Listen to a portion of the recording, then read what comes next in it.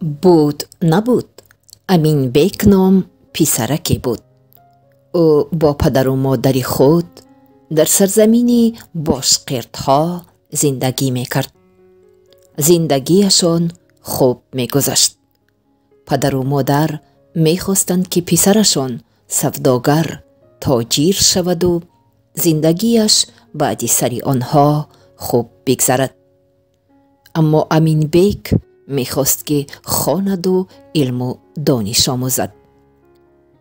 علم و هنر آموختن شرط نه، سودا کردن را بیاموز. در میان جامعه با آبرو میشوی، میگفت پدری پیر. امین بیک به کمال رسید و پدر و مادرش به او 100 تنگه دادند و گفتند به شهر برو و سوداگری را یافته شاگرد او بشو. نازکی های سودا را یاد گیر. امین بیک 100 تنگه را گرفت و به شهر آمد. کافته معلم خوبی را یافت و 100 تنگه را به او داد و نوشتن و خواندن را آموخت. در خط نویسی او در میان شاگردان این معلم بهترین ها بود. اکنون او خوب نوشتن و خواندن را آموخته سواد خوب داشت. امین بیک به خانه برگشت و به پدر و مادرش نقل کرد که او 100 تنگه را به کجا صرف کرد. پدرش خشمگین شد، اما چی علاج؟ امین بیک پسر یگانه آنها با او باز 100 تنگه دادند و او را باز به شهر فرستادند. فراموش نکن شاگرد سوداگر شو، گفت پدر. امین بیک به شهر آمد و در اینجا بازی شطرنج و شاهمات را دید و به آموزگار 100 تنگه داد و این علم را آموخت. پس از 1 سال او در این جاده استا شد. او در این جاده با عقل و دانش کامل حتی بهترین دانشمندان را مات میکرد. جوان به خانه‌شان برگشت و پدر و مادرش خیلی ناراضی و در قهر شدند. آخر او 100 تنگه را به فکر آنها بیهوده صرف کرده بود. علم و دانش به تو فایده نمی آرد پسرم. گپی پدرت را گوش کن. صنعت و هنر به کسی لازم نیست. گفت مادر این آخرین بار به تو 100 تنگه می دهم. برو شاگرد سوداگر بشو. سوداگری تو را با و به دولت و با آبروی و با عزت می کند، گفت پدر. باز جوان 100 تنگه را گرفت و به شهر آمد. این بار او با معلم موسیقی این تنگه ها را داد و نواختن غیشک را آموخت. در 1 سال او غیشک نواز ماهر شد. اگر او موسیقی محزون نوازد مردم می گریستند و موسیقی شوخ آدمان را بالیده روح و خوشنود می کرد. بعد 1 سال امین بیک به نزد پدر و مادرش برگشت. تو ما را شرمنده کردی. 300 تنگه را بردی و هنر سوداگری نآموختی. مردم به حال ما می خندند، گفت مادر. پدر هم خشمگین بود. آنها از شرم و ترس گپ مردم به جای دیگر کوچ بستند. خانه خریدند و در جای نو پولشان تمام شد و برای خوردن نانی نداشتند. ناداری ما عیب توست، گفت پدر. و آنها جوان را آورده به دستیاری سرور کاروان به کار ماندند تا عمرش بیهوده نگذرد و کمی باشد هم برای خودش پول کار کند. و به او 1 مرکبچه را دادند. سوداگر شدن نخواستی، اکنون خدمتگار سوداگر می شوی. گفت پدر. کاروان سوداگر از شهر به شهر و از کوی به کوی می رفت و در بازارها سودا می کرد. همین طریق چند وقت گذشت. بار راه کاروان از بیابانی خشک و بی آب می گذشت و آب کاروانیان تمام شد. تشنگی آنها را عذاب می داد. پس از چندی آنها چاه چقوری را یافتند، اما دیده نمی شد که این چاه آب دارد یا نه. چاه هست، پس باید آب هم باشد، گفتند کاروانیان. یگان نفر باید به چاه فراید و بیند که آب هست یا نه.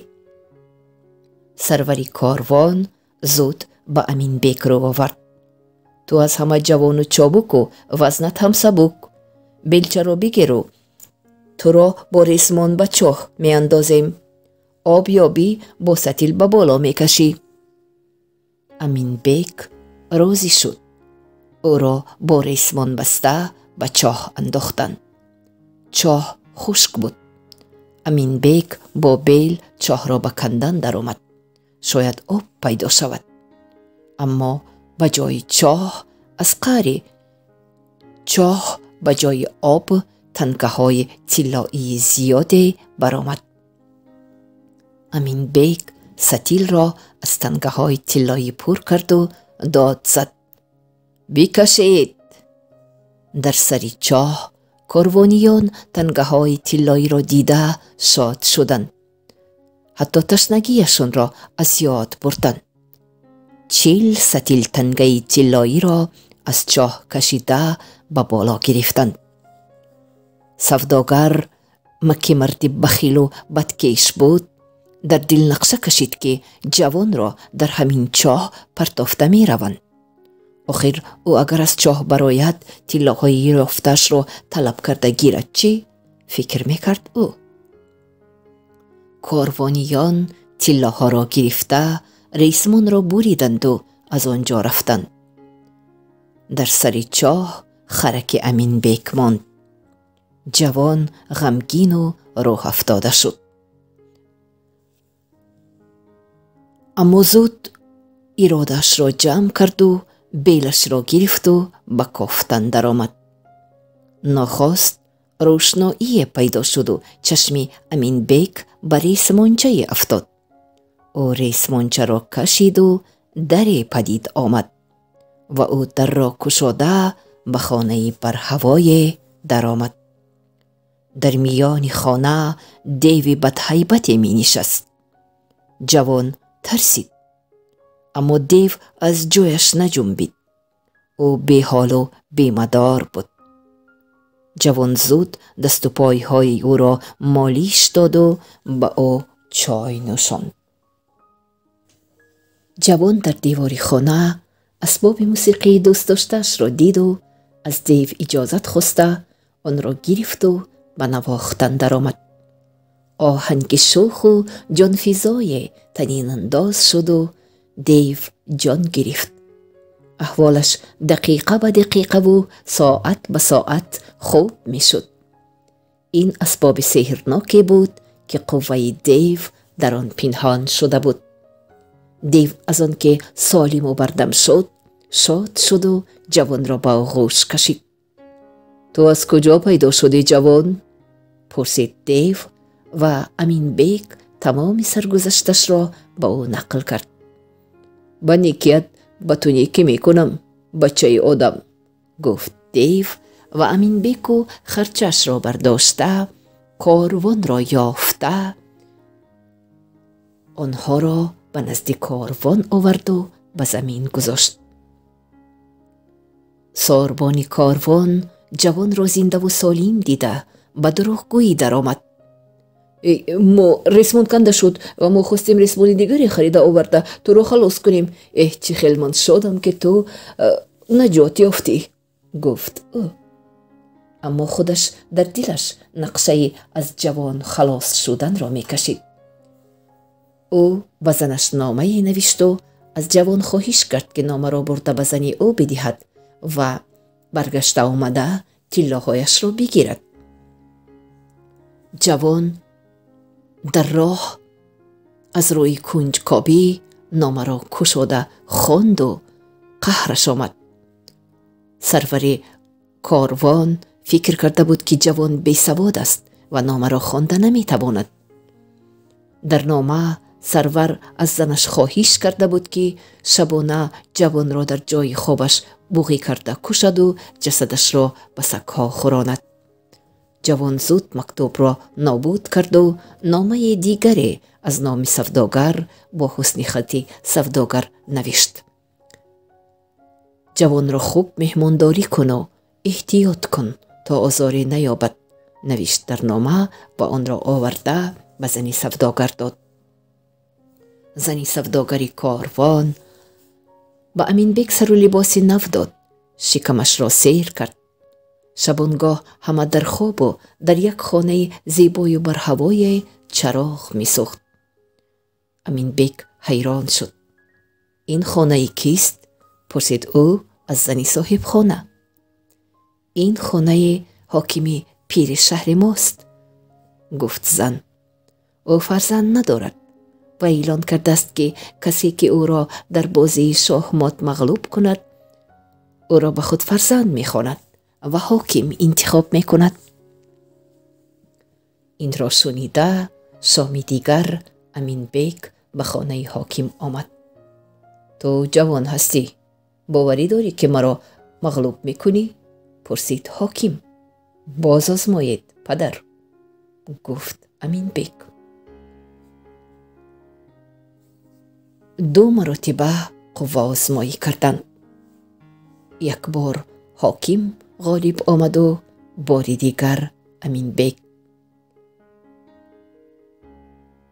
در بازی سیوم امین بیگ حاکم را مغلوب کرد و حاکم پیر خیلی خوشحال شد. من منتظر تو بر این جوان دانا بودم، گفت او. اکنون تو پسر من و حاکم شهر هستی. من باشم استراحت میکنم. در سایه دولت تو کتابخوانی و ماهیداری میکنم. او جوان را خیلی دوست داشت. جوان هم به او مهر ماند. زندگی آنها خوب میگذشت. چندی پس سروری کاروان به خانه‌اش برگشت و طلاها را نیز به خانه‌اش آورد. خوش جوان را کشتی؟ پرسید او از زنش. شما مکتوب نوشته گفتید که او را احتیاط کنم، آزاری ندهم. زن حیران شد و مکتوب را آورده به سوداگر داد. سوداگر آن را خوانده خشمگین شد. او دانست که جوان سوادناک است و زن او به او را فریب داده است. در کجاست این جوان؟ او میخواست جوان را داشته جزایش را بدهد. زن به او گفت وای حاکم شهر، حاکم پیر او را فرزند خواند و بایگری و خانه و درش را به او بخشید. سروری کاروان زود طلا و تنگه ها را گرفته از شهر گریزان شد. اما پاسبان های حاکم او را دستگیر کردند. امین بیگ طلاهایش را گرفت و نیمی آن را به بیچارگان و بینوایان شهر تقسیم کرده داد. سوداگر را بخشید.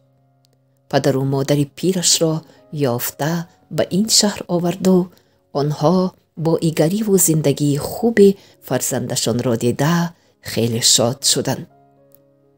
امین بیگ با طلاهای باقی مانده مدرسه خوب ساخت و معلمان بهترین را از هر جا آورده